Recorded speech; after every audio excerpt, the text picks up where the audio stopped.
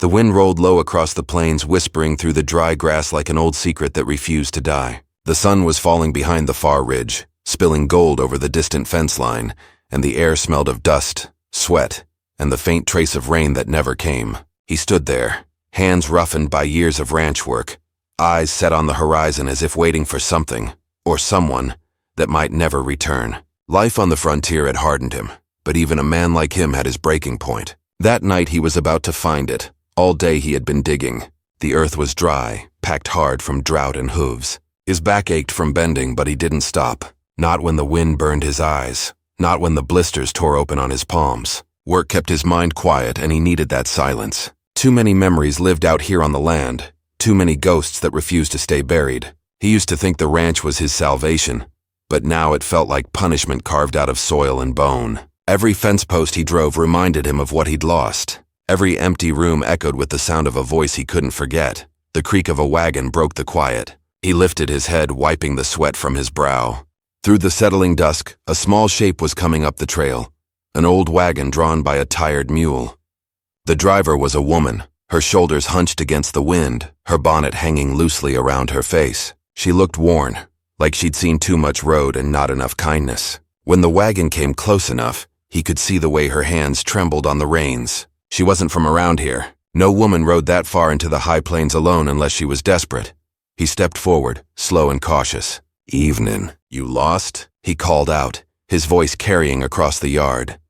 She stopped the wagon, eyes darting from him to the dark outline of the barn. I didn't mean to intrude," she said softly. Her voice was rough from travel, almost breaking. "My mule's near done for." "I saw your light." He nodded, the kind of slow nod that came from habit, not trust.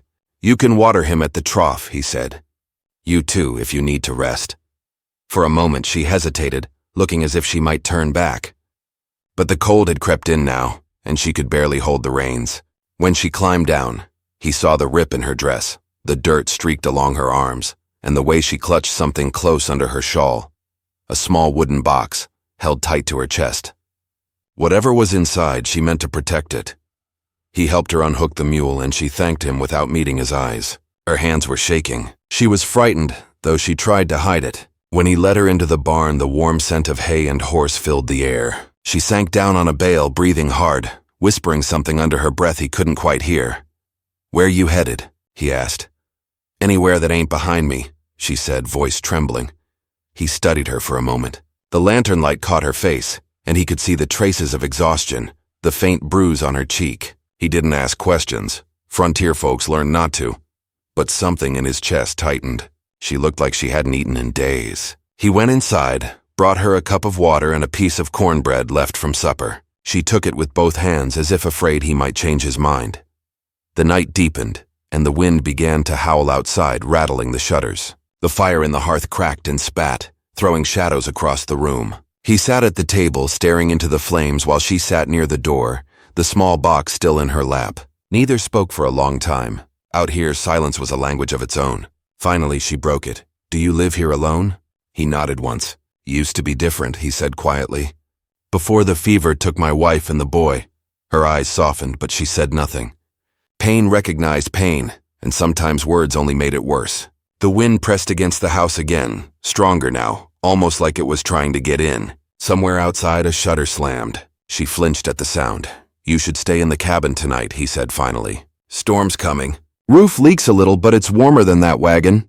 She looked at him, torn between pride and fear. "I don't want to trouble you." "You're not," he said. "You won't make it far tonight." After a moment, she nodded. He took her shawl and hung it by the fire to dry, noticing how thin the fabric had become. Then he pulled a blanket from the trunk and spread it on the cot by the wall. She hesitated before sitting down, setting the small box beside her feet. When the light flickered, he caught sight of a small carving on the lid. A bird with its wings spread wide, the kind carved by soldiers or travelers to pass time on long roads. He didn't ask about it, but when he turned away, her voice came again, soft and uncertain. "Thank you.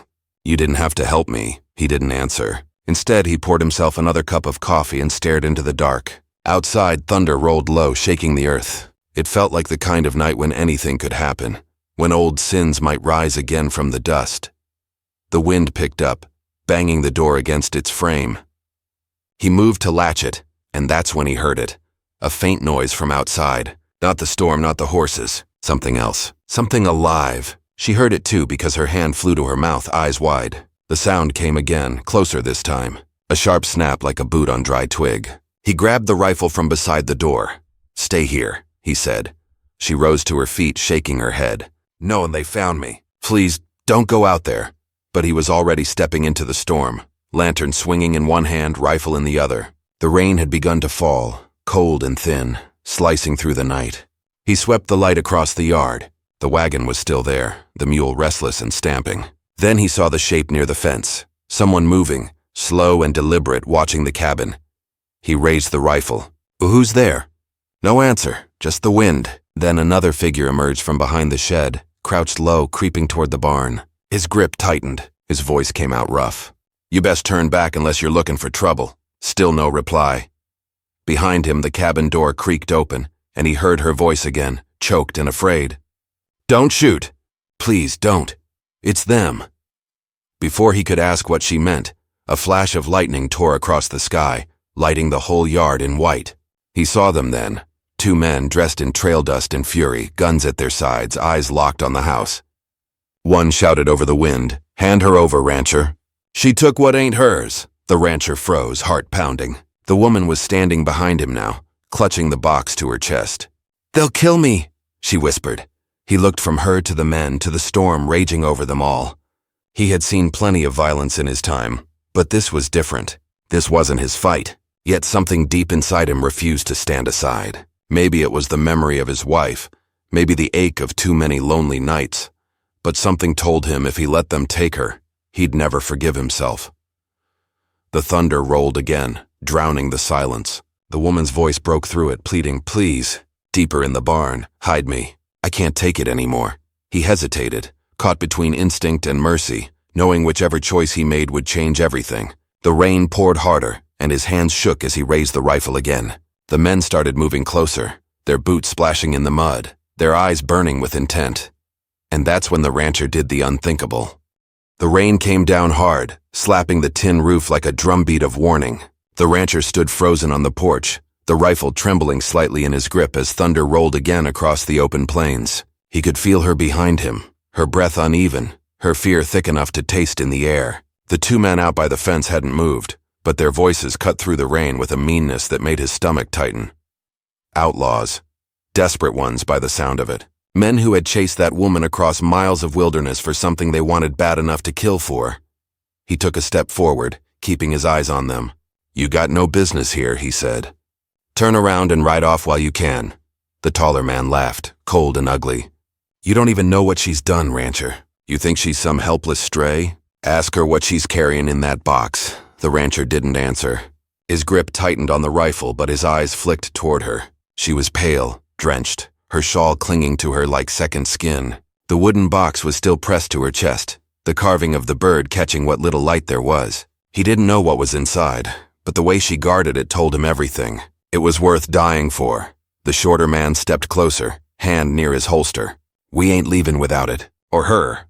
Something inside the rancher snapped. Maybe it was the tone, or maybe it was the memory of another night years ago, when men like this had come to his ranch and taken everything from him before he could load his rifle. He had sworn never again, not while he still had breath left in his body. The wind screamed through the yard, carrying the smell of wet earth and gun oil. For a heartbeat, no one moved. Then, without thinking, he swung the rifle toward the taller man and fired a warning shot that split the darkness. The sound echoed across the valley, scattering crows from the trees. The men ducked, swearing.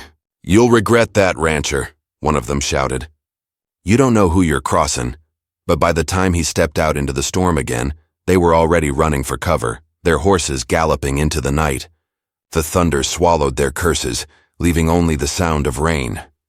When he turned back, the woman was still standing in the doorway, shaking. The box slipped from her hands, landing in the mud with a dull thud. She didn't even notice.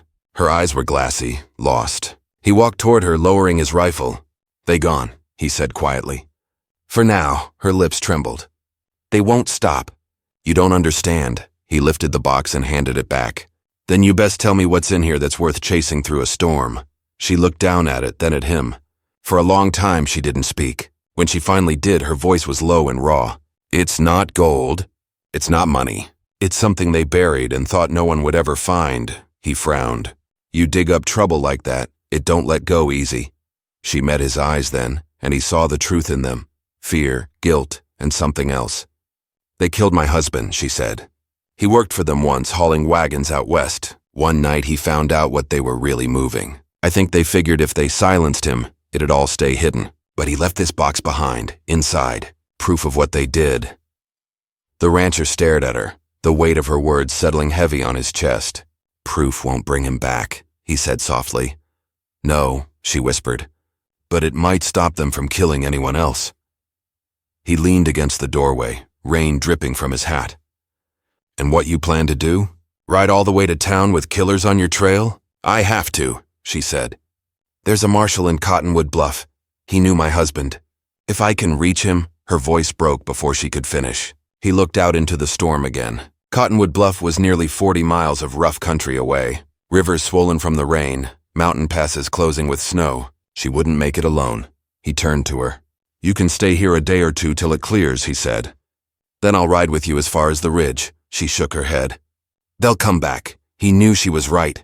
Men like that didn't scare easy, but he also knew the land, every inch of it. If she stayed, he could hide her until morning. And if they did come back, he'd be ready. When she finally agreed, he set another log on the fire and watched the shadows dance across the room. She sat by the hearth, drying her hair, her hands still trembling. He noticed the small scar running along her wrist, the kind that told stories no one ever spoke of. He wanted to ask, but didn't. He'd learned a long time ago that folks carried their pain like a brand. They didn't need another man poking at it. He poured 2 cups of coffee, handing her one. She looked at it like it was the first kindness she'd seen in years. You lost a family, she said quietly. I'm sorry, he stared into the fire. There was sickness that year. Took half the valley. My boy was only 6. His voice dropped lower. I buried him under that oak near the creek. The same one his mother planted. Her eyes glistened, and for the first time, something gentle passed between them. 2 people broken in different ways. Sitting close enough to feel the warmth of the same fire. Outside, the wind carried a faint cry. He stiffened, setting his cup down. She heard it too. This time it wasn't the storm. It was a whistle, sharp, deliberate, cutting through the rain. She froze. That's them, she whispered. He stood, reaching for the rifle again. You said they wouldn't stop. Looks like you were right. He blew out the lantern, leaving only the low glow of the fire. The room filled with shadows. The woman crouched low, clutching the box tight against her. His boots creaked on the wooden floor as he moved toward the window. Through the thin curtains he saw movement, a flicker of light, maybe a lantern, moving slow near the barn. 2 shadows. Then 3. They had brought more men this time. He turned to her. You stay quiet. Don't move. She nodded, tears streaking her dirt-stained face. He stepped outside again, feeling the cold bite into his skin. The storm had slowed to a drizzle, and the air was thick with smoke from his chimney. The moon broke through the clouds just enough to light the yard in silver. He slipped around the porch and took cover behind the trough. The men were closer now, speaking in low voices. He could hear their boots in the mud. He's just one man, one of them muttered. We take him fast, then grab the box. Be sure of it, another said. No mistakes this time. The rancher's pulse quickened. He raised the rifle, sighting along the barrel, but his hand hesitated. Killing a man even in defense carried weight. He'd done it once before in a war he tried to forget, and the memory still burned him alive in dreams.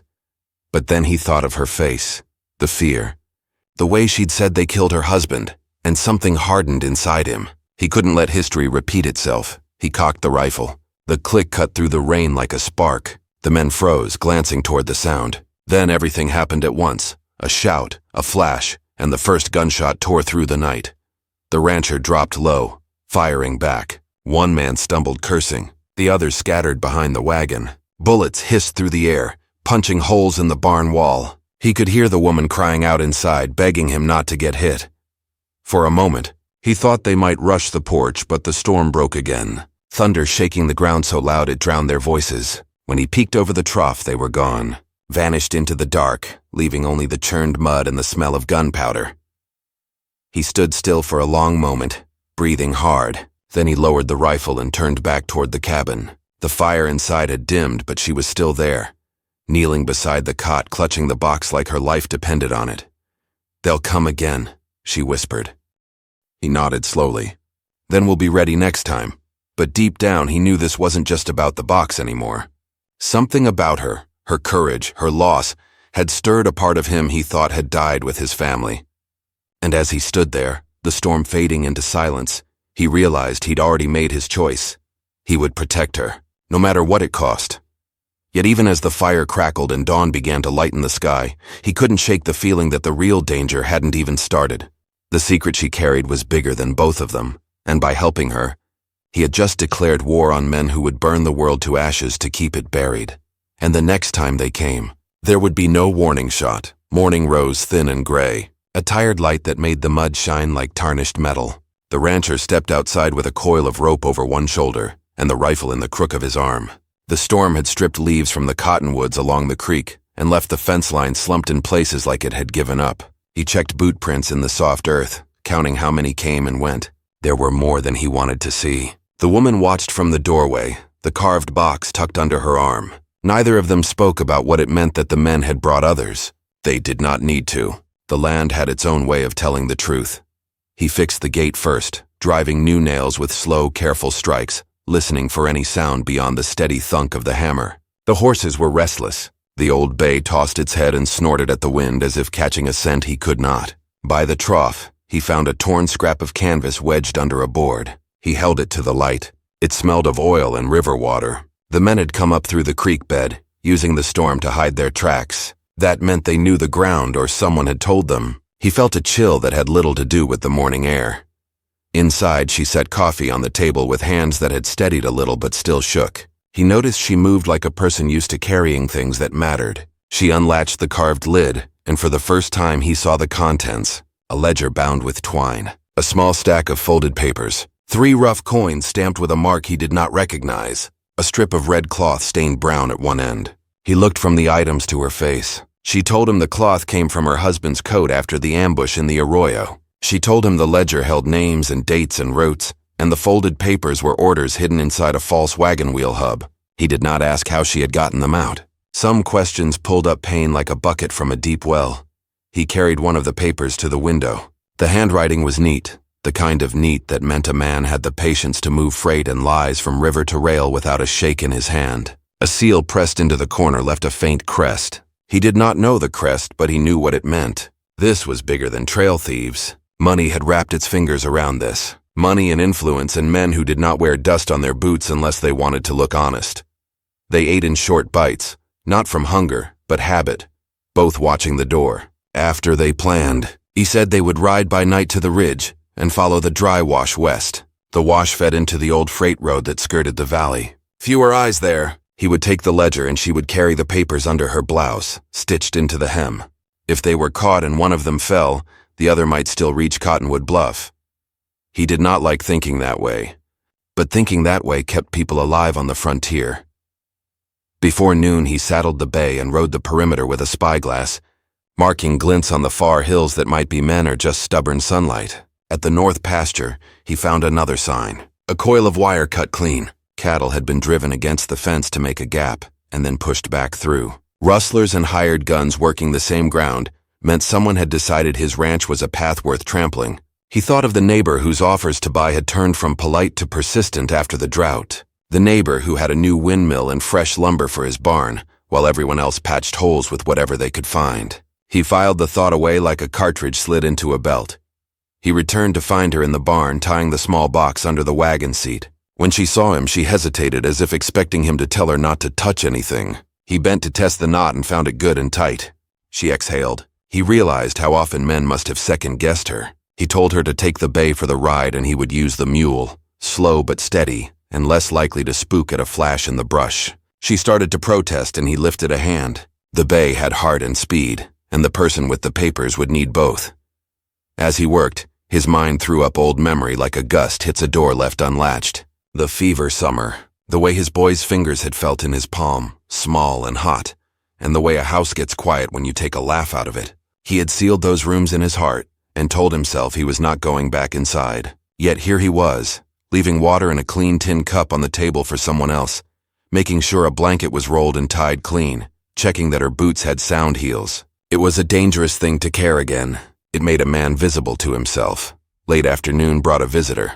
The sound of a single horse came down the ridge and stopped just out of sight behind the stand of juniper. The rancher slipped along the wagon and raised the rifle, holding his breath. A voice drifted across the yard, careful and low. It was the town preacher, a slow-talking man who knew how to read weather and folks. He dismounted with his hands away from his sides, hat tilted back to show his face. The rancher stepped out and kept the rifle barrel pointed at the ground but ready. The preacher's eyes took in the torn fence, the packed hoof prints, the smashed lantern by the barn. He said he had come because word in town said a pair of rough men had asked around for a woman with a box carved with a bird. The preacher stepped closer and lowered his voice so the woman could not hear from the doorway. He said a new deputy had arrived in Cottonwood Bluff 2 weeks ago and had become friendly with men who did not pay for their drinks. He said a freight clerk who spoke too openly about dubious shipments had been sent east on an errand and had not returned. He said the marshal was a good man but tired and alone, and a good man alone could be put in a corner if a few hands pushed at the right time.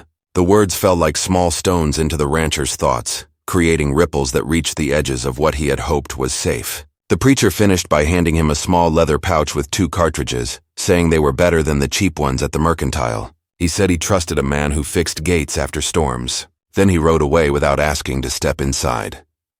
Toward evening, while the sky wore that strange faraway blue that comes after rain, they heard a hammer ringing from the neighbor's place. The sound was wrong for that hour. Too many blows in a row, too rushed. The rancher moved to the barn window and studied the distant roofline. He could just make out men carrying crates from a wagon into the neighbor's cellar. The neighbor himself was not lifting anything. He was pointing. He was keeping his boots clean. It could have been anything. He knew that. But the hair on his arms rose, and a little voice that had kept him alive told him those crates did not hold nails. He told her to walk the creek bed with him. They left the yard and moved slow under the cottonwoods, stepping where grass was thick to hide tracks. Halfway to the bend, he found a post sunk into the bank with a piece of wire looped around it. Fresh. He pulled the wire and fed it into his pocket. Then followed a line of disturbed reeds upstream to a smoothed patch where horses had been watered. Beside the patch, hidden by a willow, he found a small pile of bones tied with twine. Not animal bones, chicken necks, folk magic or a warning or both. He scattered them with a boot. She crossed herself without thinking, then drew her hand back like she had done something wrong. He shook his head and said folks did what they needed to feel less small under the sky. Night came back fast, as if it had just stepped out for a moment and found reason to return early. They ate salt pork and beans standing at the stove, not wanting to sit because sitting felt like staying and staying felt like an invitation. He doused the lamps and packed them away so there would be no glass to shatter and start a fire if shooting came again. He wrapped the ledger in oilcloth and slid it into the false bottom of his saddlebag. She stitched the papers into the hem of her dress, the needle flashing in the firelight like a small fast star. When she worked, her breathing smoothed, as if her hands knew a road her heart could follow. Somewhere before midnight, he heard coyotes yip and then go silent. He went to the door, opened it a crack, and let the night breathe into the room. The air tasted of sage and iron. He whispered that they would leave 2 hours before dawn and travel the long way, over rock where hooves left little to read. He told her to rest. She lay down on the cot, the blanket pulled to her chin. He sat at the table and cleaned the rifle, each motion slow and deliberate, a ritual older than the paint on the windows. A mile away, 3 men hunkered behind a fallen pine and argued in whispers. One said the rancher was just stubborn and tired and would fold if they set the barn on fire. Another said their employer wanted quiet, and quiet did not come with flames. The third kept eyeing the ridge where the neighbor's lantern bobbed like a signal. They decided to wait until the rancher slept. They decided they would take him alive if it came easy, and not alive if it did not. They did not know the mule brayed when men crept near, and that the rancher had made a habit of waking to that sound since the fever year. Back in the cabin, he dozed in a chair with the rifle across his knees and woke to the scrape of a boot outside. He did not move right away. He breathed through his nose and counted to 5. The scrape came again, soft but impatient on the porch boards. He stood without sound and crossed to the door. The hinge whined with the shift in weight, and whoever was outside stepped back. He pulled the door open and saw a figure in a slicker, standing in the spill of starlight. The figure raised both hands to show they were empty and spoke with a woman's voice. She said she was from the neighbor's place. She said someone had taken 2 calves and cut their brand, and the neighbor wanted help tracking. She kept her hood low. Her boots were clean. He told her this was a poor time for favors and a worse time for cattle talk. She tilted her chin up and the hood fell back. He did not recognize her. She smiled without warmth and said she had a message. The men who had come last night would come again, and next time they would not leave. The rancher asked who sent her. She said men with a ledger like the one he now guarded, and a taste for making problems vanish. She said the neighbor had a cellar full of something that was not apples. She said if he handed over the box and the woman, he could keep his life and his pasture and the summers to come. Then she stepped back into the dark and was gone as if the night had opened a seam for her to slip through. He shut the door and found the woman sitting up on the cot, eyes wide. He told her the truth. He could have lied and said it was a peddler or a lost rider, but he had decided to make no more lies under his roof. She stood and pulled on her boots without a word. He watched her jaw set in that quiet way that told him fear had not left, but resolve had arrived to sit beside it. They gathered what they would carry.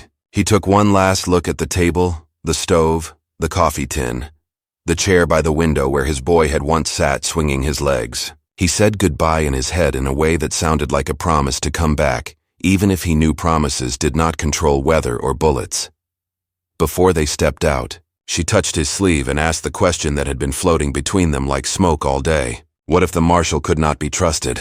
He said then they would find another way. He said there were people in any town who would not sell their souls for coin or fear. A schoolteacher who kept a copy of the law under the desk. A blacksmith who noticed weights and measures that did not add up. A farm wife who heard things while tending a stall at market. He said truth had a habit of leaking if you gave it a crack to flow through. She nodded and tucked a stray hair behind her ear, as if readying herself to step onto a stage she had not chosen. They slipped into the night a few hours before dawn, the bay moving light and the mule steady as breath. The sky to the east held a thin promise of color. They followed the creek until it split, and then climbed the shale slope to the ridge. Down in the valley, a lone lantern moved between the neighbor's house and the cellar. On the far hill, a fire winked and died, then winked again, like a signal playing patience. He put his hand on the bay's neck and felt the animal's pulse quick and hot. He thought of the ledger wrapped in oilcloth against his thigh, and the paper stitched into her hem, and the coins stamped with that odd crest that would matter to the wrong men in the right rooms. He thought of the preacher's quiet warning, and the woman in the slicker with clean boots and a message that smelled of fear behind its threat. The trail bent toward the dry wash, a pale scar twisting into the west. The wind picked up and whispered across the grass like someone telling secrets in a church. He looked back once at the ranch, a small dark shape in a wide world. And then he looked forward because the land ahead held danger he could name, while the land behind held ghosts that did not need help to follow. The wash dropped them between rock walls where sound stayed close and hooves rang like dull bells. Somewhere behind them a stone skittered. The mule stopped and flicked an ear. He tasted iron on his tongue and knew they were not alone in that narrow place. He raised a hand to halt and pulled the bay close to the rock, motioning for her to do the same. A shadow crossed the pale wash floor. Another followed. Voices drifted down, just breath and shape without words, but the meaning was clear. The men who chased them had learned patience after last night. They had learned to close a hand slowly rather than slap it down fast. The rancher felt the old war tremor return to his step, not from fear but from the body remembering a rhythm it had never wanted to learn. He steadied himself and met her eyes. No one spoke. The night held its breath around them, and the wash waited to see which way the story would go. The sound of pebbles rolling down the narrow wash cut through the quiet like a warning whispered by the earth itself. The rancher froze, hand tight on the rifle's stock. The woman held her breath beside him, the carved box still hidden beneath the wagon tarp tied to her saddle. The faintest sliver of moonlight slipped through the canyon wall, enough to draw thin lines of silver along the rocks. Somewhere ahead a horse snorted softly. The men who'd been following them weren't far. Maybe 5, maybe more. They had learned to keep low, to move like hunters who knew their prey was cornered. The wash was tight, hemmed in by high stone walls that threw back every sound. It would only take one gunshot to turn the place into a killing ground. He lifted a hand to signal her to stay put. She nodded, though fear had turned her pale as the moonlight itself. He eased forward, boots silent against the loose sand, every sense tuned to the stillness. The air carried the faint smell of tobacco. Someone ahead had just taken a drag. He followed it like a blood trail. When he reached a bend, he saw them. 3 shadows crouched near the rocks, lantern light hidden under a saddle blanket. One was checking his rifle. Another was whispering to a man further back who leaned on a crate. The crate looked familiar, rough pine like the ones he'd seen unloaded at the neighbor's place. So it was true. The neighbor wasn't just a man with too much ambition, he was part of the chain, helping move stolen goods across the border. The rancher's chest tightened. He crouched lower, watching the men argue in hushed tones. The tallest one wore a long coat and carried himself like someone used to giving orders. When he turned, the rancher recognized the glint of a badge, one that wasn't earned but bought. A deputy. The preacher's warning came back clear as thunder. A good man alone can be cornered. A bad one can be bought, the deputy spoke low, sharp. We're not waiting for dawn. The neighbor wants the papers before sunrise. No noise, no fire. Just get the woman, get the box, and ride. The rancher slid back from the edge and returned to her side. Her eyes met his question before he spoke it. They're close? She whispered. Too close, he said. They're blocking the narrow end. We can't ride through. Then what do we do? He looked around. The canyon climbed steep on one side, rough but climbable if you knew where to put your hands. There's a ledge above the bend. If we move quiet, we can get above them. Might buy us a few minutes before they figure it out. She hesitated. And if they hear us? Then we fight. The word settled heavy between them. She swallowed hard, then nodded. He led the mule first, keeping its hooves to the sand to dull the sound. Each step was slow agony. The night air was thin, cold, biting. He could hear the faint click of spurs somewhere below them, a man shifting his weight. Every muscle in his back screamed to move faster, but haste would kill them. When they reached the halfway point, a rock slipped loose under her boot and clattered down the slope. Instantly, voices flared below. You hear that? One man called, Up there! Another shouted. The rancher cursed under his breath and yanked her up by the arm, dragging her to the ledge just as a rifle cracked and a bullet tore through the rock near her shoulder. Dust filled the air. The mule reared, braying in panic. Another shot rang out, hitting the pack. Paper spilled from the slit hem of her dress, fluttering like dying birds into the dark. No, she gasped, reaching after them. He grabbed her wrist. Leave it, move! They ran across the ledge, boots scraping stone while gunfire echoed through the wash. Bullets sparked off the rock behind them, the sound deafening. The mule bolted down the slope, crashing into one of the attackers and sending the man sprawling. The rancher turned long enough to fire once, the shot striking the crate and shattering it. Something inside burst into flames, spreading fast. The men shouted, scrambling to put it out. Whatever was in those crates wasn't meant to burn. They reached the far end of the ledge, hearts pounding. Ahead lay a narrow crack in the canyon wall, just wide enough for them to slip through. He pushed her forward, covering the entrance with his rifle as the flames below lit the night orange. One of the men screamed, the fire swallowing his coat. Another fired wildly into the dark, bullets whining off stone. Smoke rose thick and bitter. When they finally stopped running, they found themselves in an open basin beyond the ridge, the kind where the land spread out under the stars like an endless ocean. The wind had picked up again, carrying the smell of burning wood and gunpowder. She stumbled to the ground, breathing hard, clutching her side where a splinter had cut through her dress. You hurt bad? He asked. She shook her head. Just a scrape. Then her voice broke. The papers, they're gone. All of it. He crouched beside her. Not all. I still have the ledger. She looked at him, tears mixing with dust. That ledger won't be enough. They'll say it's forged. Those papers were the proof.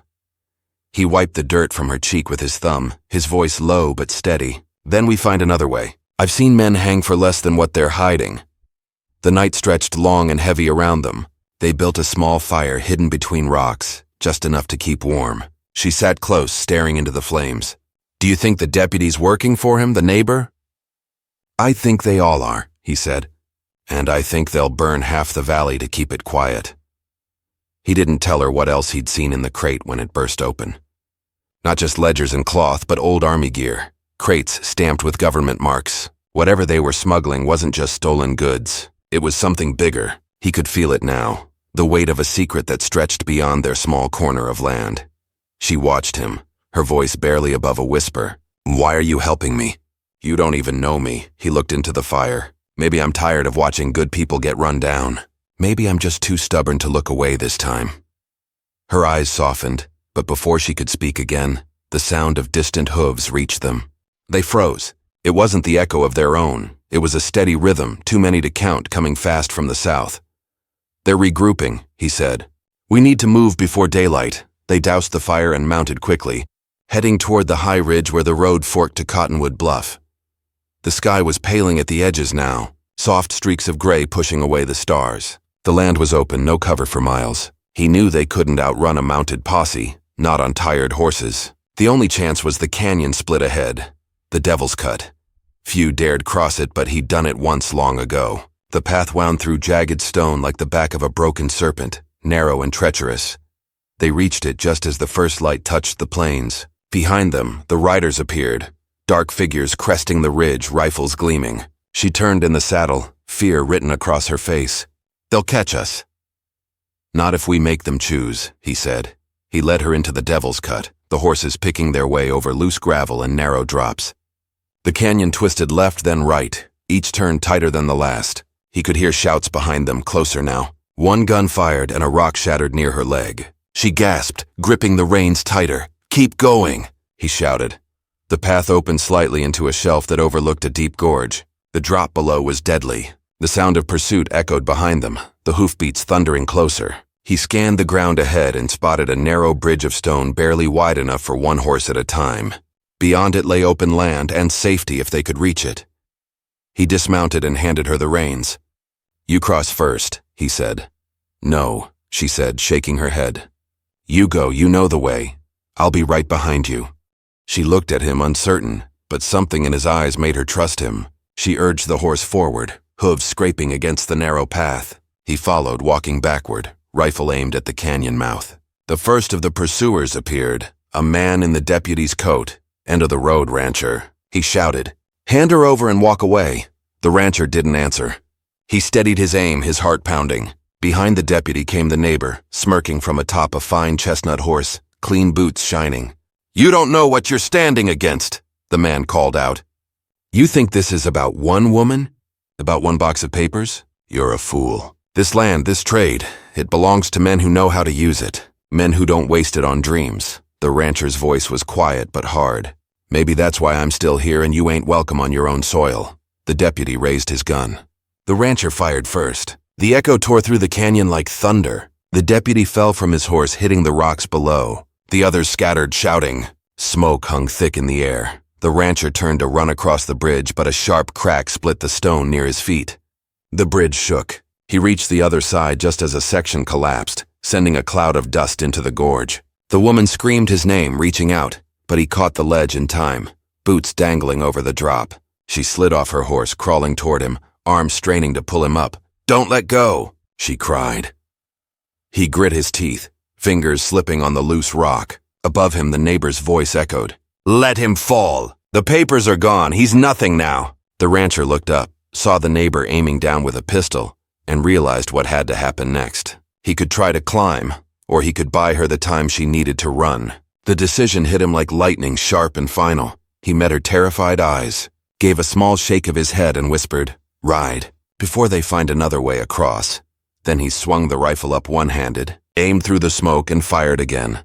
The shot ripped through the morning silence, and the canyon answered with the echo of fate closing in. The gunshot cracked through the canyon, rolling like thunder against the stone walls until it faded into a long, lonely echo. Dust drifted down from the ledge above where the rancher clung, his fingers bleeding and his breath ragged. The neighbor's horse reared at the sound, its hooves clattering against rock as the man cursed and tried to steady it. When the smoke cleared, the rancher's shot had found its mark. The neighbor's pistol tumbled from his hand, falling into the gorge below. The look on the man's face shifted from rage to disbelief, then to fear. He turned his horse and fled, spurring hard toward the ridge as the rest of his men scattered behind him. The woman crawled forward across the cracked ledge, reaching for the rancher's hand. Her eyes were wide with tears and grit. "Hold on," she whispered, her voice shaking.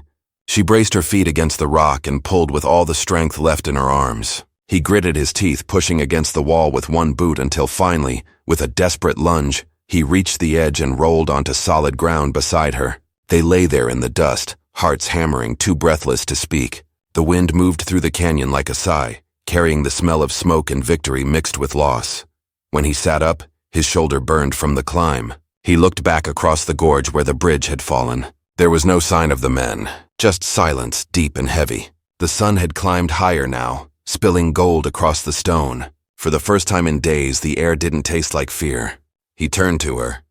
"You all right?" She nodded weakly, brushing dust from her face. "You saved my life." He gave a faint smile, the kind that came slow and didn't last long. "You did most of the pulling." They sat there for a while, letting the quiet fill the space between them. The horses grazed nearby, still trembling from the chase. His hands were shaking too, though he tried not to show it. He wasn't sure if it was from the fight or from something deeper. Something about how close he'd come to falling.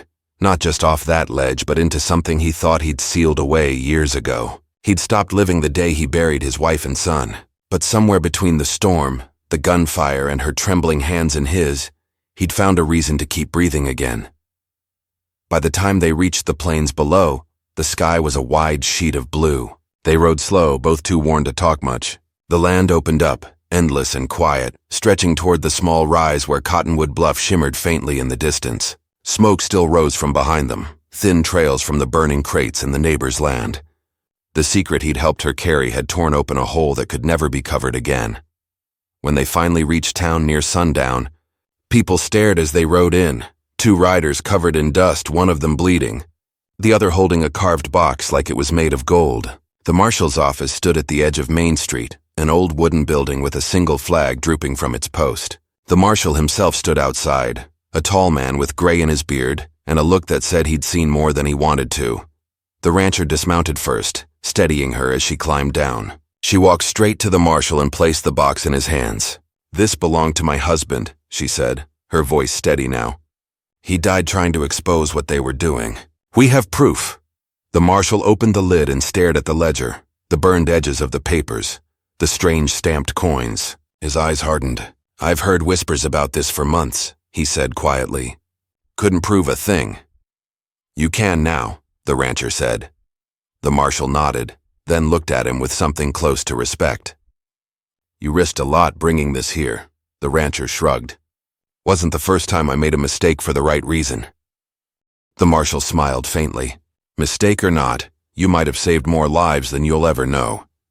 He sent for deputies from a neighboring county that same night, men he trusted more than his own.